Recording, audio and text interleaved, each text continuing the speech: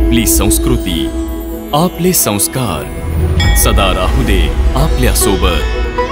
भारताच्या महान ग्रंथांचे आणि काव्यांचे संपूर्ण संकलन सबस्क्राइब करा तिलक।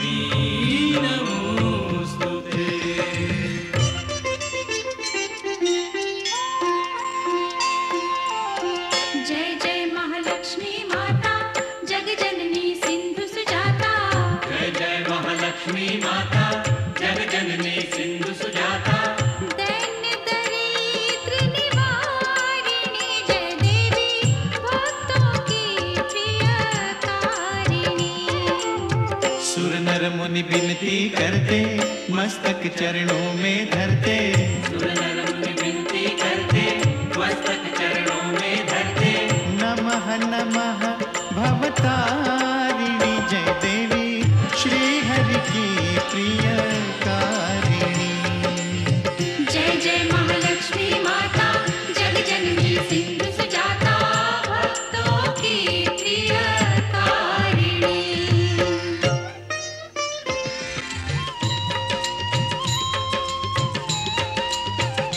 महालक्ष्मी विविध स्वरूपा महाकाली सरस्वती दुर्गा वैष्णव देवी कामाक्षा विंध्यवासिनी योग माया तुम त्रिपुर सुंदरी माता।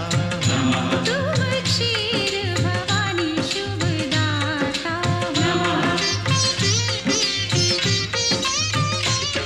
तुम्ही नव दुर्गा तुम्ही दश विद्या।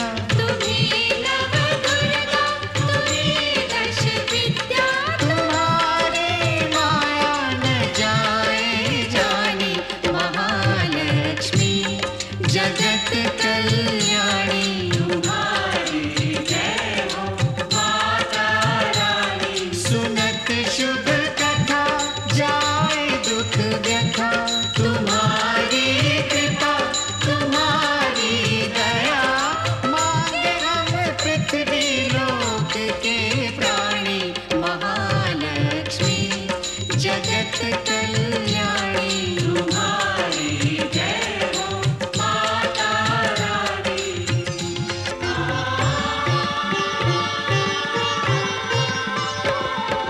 ब्रह्मा विष्णु महेश्वर ठाड़े कर जोरे। शेष सुरेश नारद गुण गावे तोरे।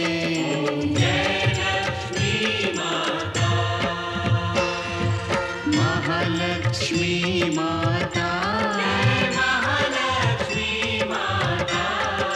सदा निभाना हमसे स्नेह भरा नाता।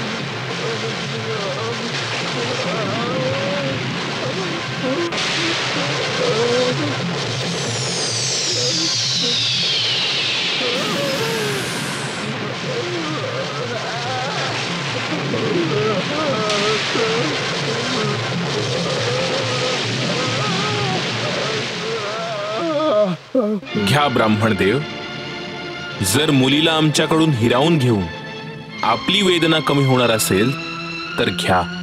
मुलगी आपली आहे. घ्यावेत ब्राह्मण देव, घ्यावेत.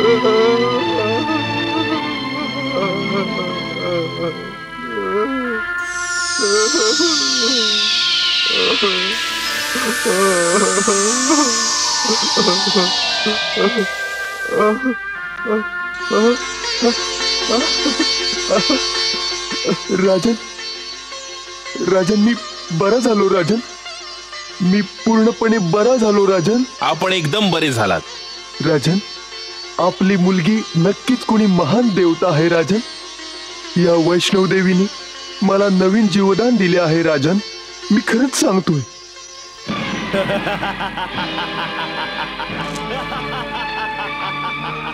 तुम्ही ऐकलत महाराणी, तुम्ही ऐकलत.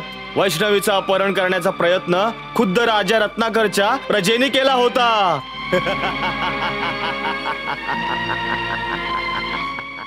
हो, परंतु तो प्रयत्न तर अयशस्वी ठरला. तर मग त्यात आनंदाच्या उकळ्या फुटण्यासारखं काय आहे? आज एका ब्राह्मणाने राजा रत्नाकराला विरोध करून लबाडी आणि कपटाचं धोरण स्वीकारलं आहे. अजून आणखी अनेक ब्राह्मण आहेत जे माझ्या दहशतीला बळी पडले आहेत. भविष्यात त्यांची वृत्ती राक्षसी वृत्तीत बदलून जाईल. तेव्हा धर्माऐवजी अधर्माचे राज्य येईल. तेव्हा असुरांचा विजय होईल महाराणी, असुरांचा विजय होईल. क्षमा करा महाराज, मला अशी कुठलीही शक्यता दिसत नाहीये. आपल्याला जे काही हवंय ती केवळ आपली इच्छाच आहे, केवळ एक कल्पना आहे. सुरुची, तू आमची धर्मपत्नी असूनही आमच्या विरुद्ध बोलण्याचं अधर्मी कृत्य करतेस. आम्ही जरी कल्पना करत असलो तरी तुझा हा धर्मच आहे की त्या कल्पनेला तू साकार करण्यासाठी प्रार्थना केली पाहिजे. तू तुझी इच्छा सुद्धा आमच्या इच्छेसाठी दाबून टाकली पाहिजे. जा आणि असुरांच्या स्वामींसाठी प्रार्थना कर की रत्नाकर ज्या वैष्णवीला माझा मृत्यू समजून तिला मोठं करतो आहे, ती स्वतः एके दिवशी मृत्यूच्या कुशीत गाढ झोपी जाईल. जाता माझी छोटूशी, माझी इवलीशी गोडुली परी, आईपासून दूर कुठे होतीस आत्तापर्यंत? किती वाट पाहायला लावलीस. जेव्हा तू नव्हतीस तेव्हा माझ्या आयुष्यात काहीच रस नव्हता. आता तुझ्या येण्यानं माझं जीवन ममतेने परिपूर्ण झालं आहे. माझ्या जीवनातला अंधकार दूर झाला आहे. आता मी आई झाल्यानं एक स्त्री बनले आहे. समजलीस? अगं हे काय करतेस? लाड करती आपल्या मुलीचे. आणखीन काय? एवढं सारं प्रेम ते सुद्धा एका दिवसातच उधळलंस तर तुझ्या मायेचं भांडार पण रिकामं होऊन जाईल. जा, आपण एक पुरुष आहात. आपल्याला काय माहिती वेडी माया काय असते ते. आपल्या या मुलीवर जितकं प्रेम करत राहू त्याच्या 10 पटीने तिच्यावर प्रेम उफाळून येतं. मायेचा जरा कधी आटत नाही. समजला? महाराणी, जर तुम्ही मायेचा झरा असाल तर आम्ही तर प्रेमसागर आहोत. आपली राजकन्या तर प्रेमसागरातून निर्माण झाली आहे.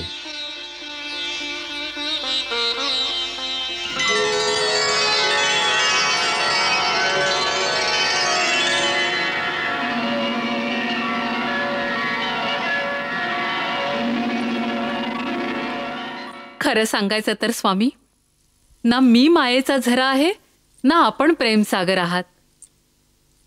प्रत्यक्षात आपली ही मुलगी प्रेम आणि स्नेहाचा असा उगम आहे की हिच्यावर कितीही प्रेमाची उधळण केली तरी अजून प्रेम येतच राहतं हिच्यावर.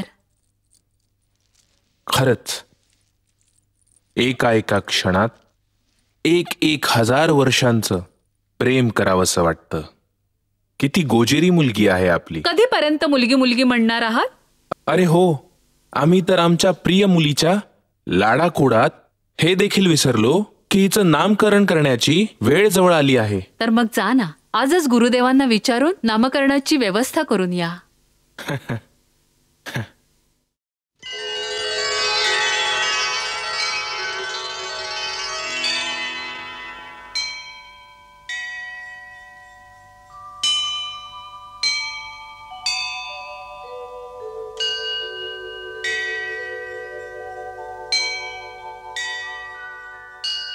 काय झालं गुरुदेव? राजन, मोठी विचित्र गोष्ट आहे. असं कधी होत नाही. या मुलीचं नाव व नीत सुरू होतं आणि ग्रहानुसार नावाचा विचार करायला गेलं तर मनात केवळ वैष्णवी वैष्णवी हेच उमटतं. जणू समस्त सृष्टी वैष्णवी वैष्णवी वैष्णवी असा जप करत आहे.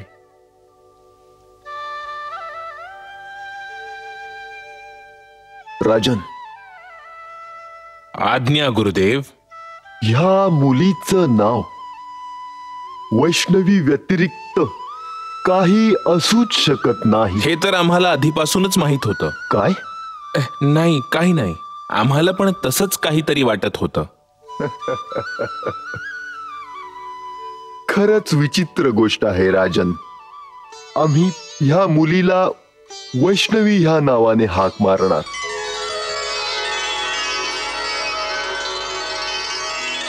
वैष्णवी. वैष्णवी.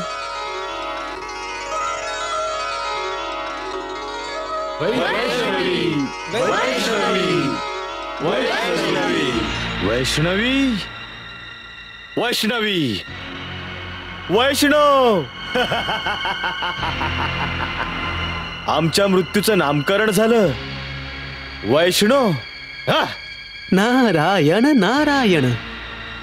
आमच्या मृत्यूने जन्म घेतला आहे. चांगलं आहे. आता बघायचंय जन्म मृत्यूच्या या खेळात कोण कोणाचा मृत्यू बनत ते. स्वामी,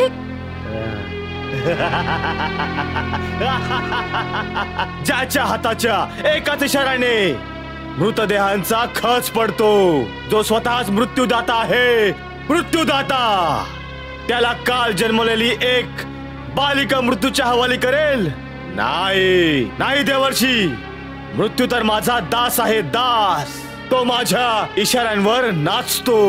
नारायण नारायण. परंतु राक्षस राज, आपण राजा रत्नाकर आणि त्याच्या मुलीच्या बाबतीत खूप वेळा हा खेळ खेळायचा प्रयत्न केला आहे, पण प्रत्येक वेळेस आपला प्रत्येक प्रयत्न अयशस्वी ठरला आहे. परंतु ह्या वेळेस माझा प्रयत्न अयशस्वी नाही होणार. अहो, आपणच काय, आपल्या गुरुदेवांच्या शक्ती देखील ह्या बाबतीत काही करू शकल्या नाही, तरी सुद्धा आपण ह्या वल्गना करत आहात. नारायण नारायण. ह्यासाठी कारण दुर्जय सहजासहजी हार मानत नाही. दुर्जय केवळ विजयासमोर मान झुकवतो. या असुरेश्वर दुर्जयाने मोठमोठ्या दैत्य दानवांना आपल्या समोर गुडघे टेकवायला परावृत्त केलं आहे. तर मग ती वैष्णवी काय चीज आहे? या हत्ती समोर मुंगीचा काय पाडाव? राक्षस राज, तिला बालिका समजून हीन लेखण्याची चूक जरा सुद्धा करू नका. ती वैष्णवी आहे, देवी वैष्णवी, स्वतःच शक्तींचा स्रोत आहे. जर ती स्वतःच शक्तींचा स्रोत असेल तर दुर्जयच्या शक्तींचा खजिना अजून रिता झाला नाहीये. मी त्या वैष्णवीला दंश करायला वेळच देणार नाही. मी तिचा फणा माझ्या पायाखालीच ठेचून टाकीन. साप पण मरून जाईल आणि काठीही नाही तुटणार. नारायण नारायण. नारायण नारायण. नारायण नारायण. राक्षस राज, जशी आपली इच्छा. नारायण नारायण. नारायण नारायण.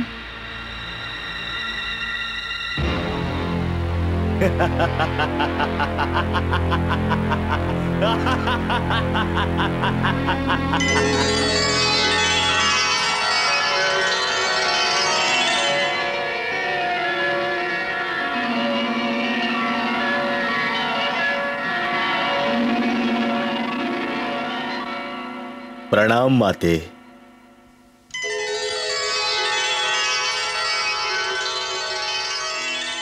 कल्याणमस्तु. हे माते, जेव्हा देवी देवता मनुष्य अवतार घेतात तेव्हा त्यांच्या दिव्य ज्ञानाच्या शिक्षणाचे दायित्व माझ्याकडेच असते, कारण मीच समस्त ज्ञानाचा उगम आहे. हे माते, मला आपल्याला संपूर्ण ज्ञानाने परिपूर्ण करून पित्याची जबाबदारी पार पाडायला आवडेल. कृपया मला अनुमती द्यावीत मातेश्वरी. अनुमती आहे. मी उपकृत झालो माते. आता आपण संपूर्ण कला, शिक्षण, ज्ञान, विज्ञान यांचे ग्रहण करावेत.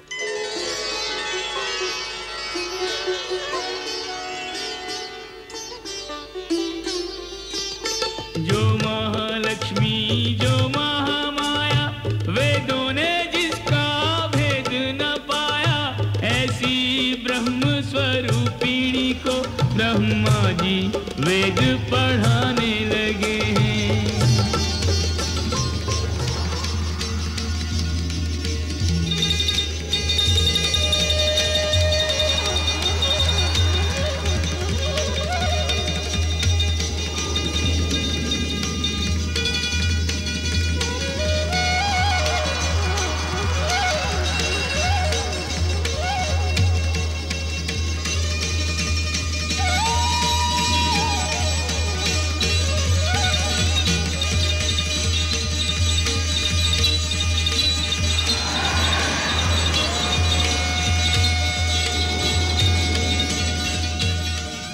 जो महादुर्गा जो महाकाली,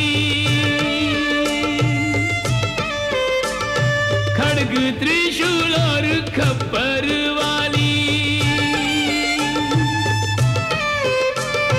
दिव्यायुध संयुक्ता को शस्त्रों का ज्ञान कराने लगे हैं.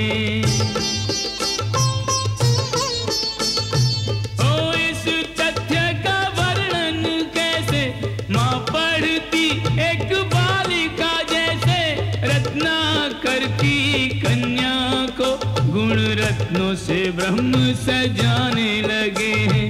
माता के लौकिक गुरु बन के कोश लुटाते विद्याधन के. सूर्य से निकली किरणों को अब सूर्य को ही लौटाने लगे हैं.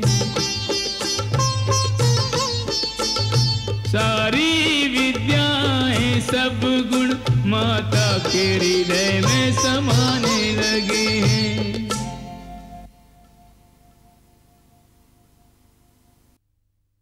हे वैष्णो देवी, मी सगळ्या विद्या, सगळ्या कला, समग्र ज्ञान विज्ञान आपल्याला प्रदान केले आहे. मनुष्य रूपातही आता आपण सर्व कला, सर्व विद्या संपन्न झालेल्या आहात. ह्या कलांच्या आणि विद्यांच्या सहाय्याने आपण सृष्टी कल्याणाचे प्रत्येक कार्य सहज कराल. आता मला अनुमती द्यावीत मातेश्वरी.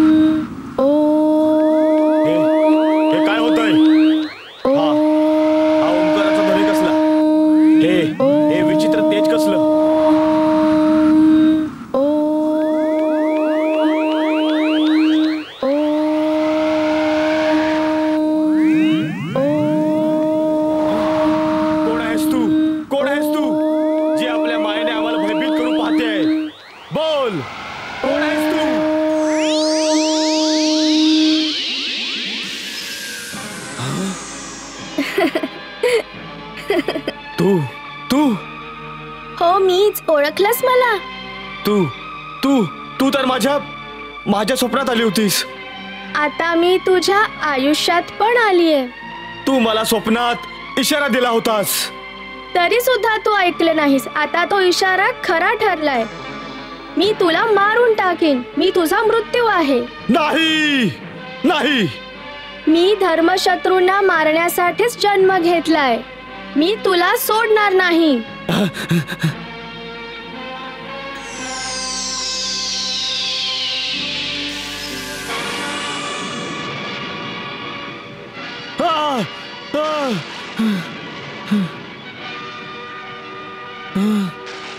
मी तुला मारून टाकीन. आपल्या मृत्यूपासून कुणीही दूर पळू शकत नाही.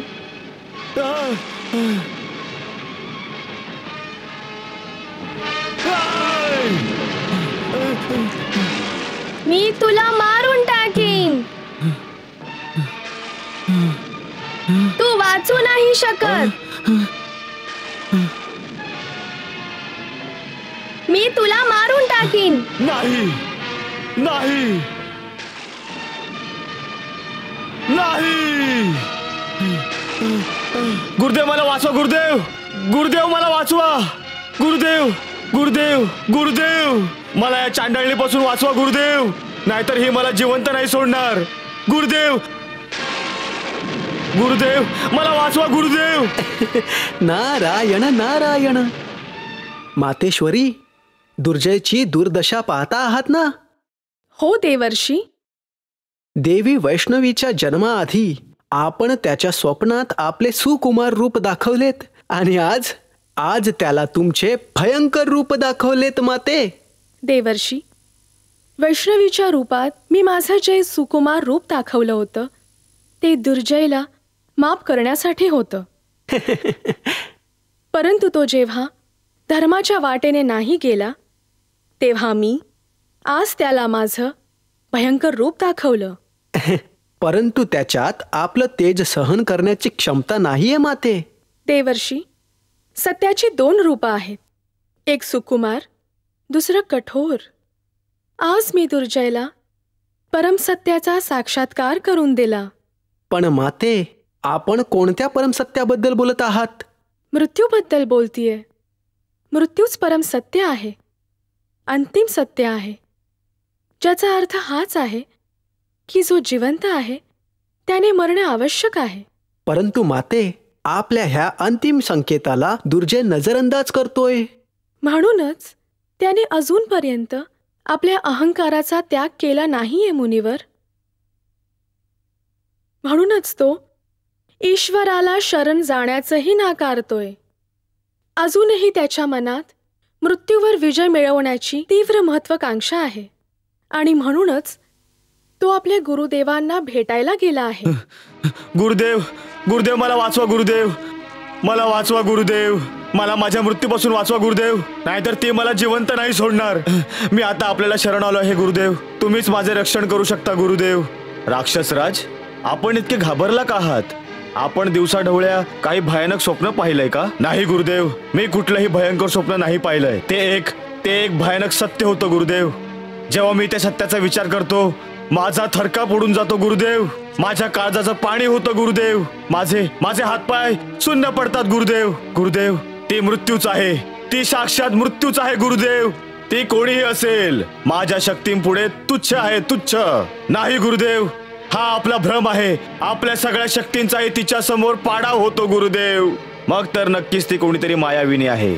जरी तिने माझ्या शक्तींना शून्य आणि क्षीण केलं आहे, तरी मी आता त्याच्यापेक्षा जास्त प्रभावी शक्ती निर्माण करेन. जास्त शक्ती. हो गुरुदेव, आपण भयंकर शक्ती उत्पन्न करा आणि ह्या सगळ्या शक्ती आपण मला द्या गुरुदेव. नाहीतर मी जिवंत राहणार नाही गुरुदेव.